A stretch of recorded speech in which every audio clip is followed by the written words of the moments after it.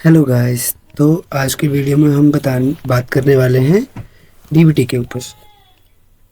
Normally क्या होता है दोस्तों, जब भी आप बैंक में जाते हैं तो वो कई बार आपको बोलते हैं कि आपको डीबीटी करवाना पड़ेगा, लेकिन आपको पता नहीं होता कि डीबीटी क्या है, क्यों करवाना ज़रूरी है, क्यों ये हमें बोल रहे हैं।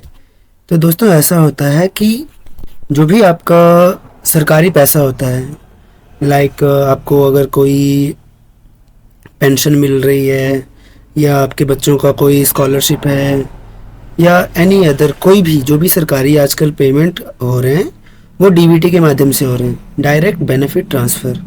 जिसका मतलब है कि पेमेंट जो है वो डायरेक्ट प्रत्याशी के आधार नंबर से उसके अकाउंट में डाला जाएगा। मीन्स कि जो आपका आधार नंबर होगा, आधार नंबर के ऊपर ही आपको पेमेंट ट्रांसफ़र किया जाएगा और जो पेमेंट है वो आपके उस पर्टिकुलर बैंक अकाउंट में जाएगा जो कि आपके आधार से लिंक होगा। तो चलिए डीबीटी के बारे में हम थोड़ा बात कर लेते हैं। डीबीटी अर्थात डायरेक्ट बेनिफिट ट्रांसफ़र, जिसका अर्थ होता है प्रत्यक्ष लाभ भुगतान। ओके गाइस, आप पढ़ पा रहे होंगे। डीबीटी का फुल फॉर्म क्या होता है? Direct benefit transfer. ये भारत सरकार का एक कल्याणकारी योजना है जिसके अंतर्गत आपको पेमेंट डायरेक्ट आपके आधार के थ्रू किया जाता है। और मैं बता दूं, इसकी जो शुरुआत हुई थी वो 2013 से हुई थी। ओके गाइस, आधार नंबर जो लिखा मैंने वो आपको ये बताने के लिए लिखा कि जो आपका पेमेंट होगा वो आपके आधार नंबर के थ्रू होता है। ओके गाइस, और ये इसीलिए नेसेसरी कर दिया गया क्योंकि जो पहले के पेमेंट्स होते थे, जो पहले की योजनाएं होती थी, जो भी सरकारी पैसा होता था, उसमें लोग जो होते थे, जो हमारे से अपर जो मिडल मैन होते थे, वो बहुत फ्रॉड करते थे। लाइक अपना खाता दे दिया या अपना रिलेटिव का, या मतलब बहुत सारे साइबर क्राइम के थ्रू वो, ये सारा कैटेगरी साइबर क्राइम में ही आता है। लाइक वो मतलब जो लोगों का पैसा होता था वो अपने अकाउंट में ले लेते थे या और तरह के भी ये करते थे।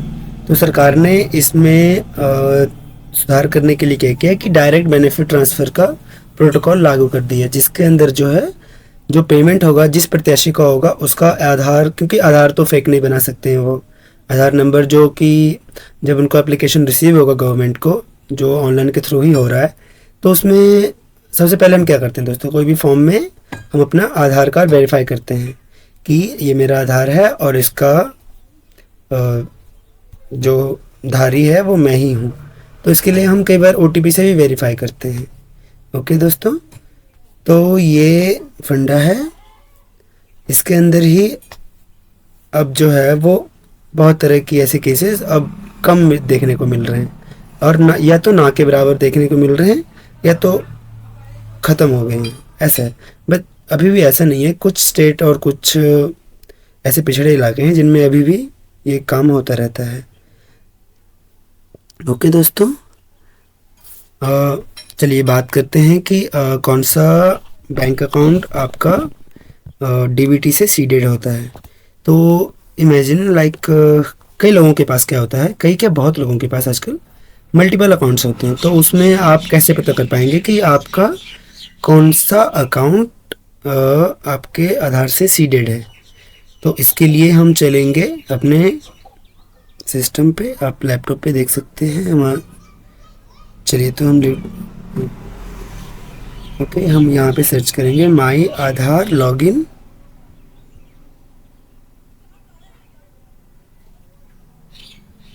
माई आधार लॉगिन सर्च करने के बाद जो पेज ओपन होगा उस पर फर्स्ट पे क्लिक करने के बाद यहाँ पे हम अपना आधार नंबर और कैप्चा फिल करके लॉगिन करेंगे। ओके, कैप्चा फिल किया, login with OTP.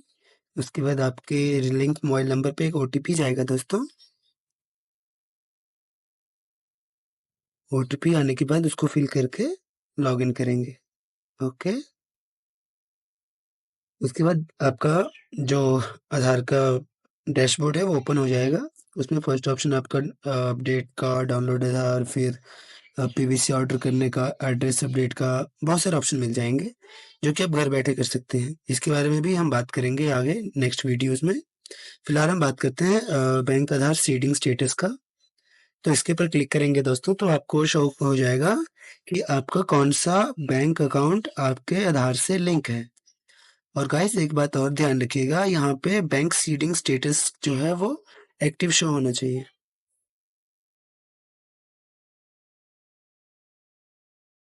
Thanks for watching.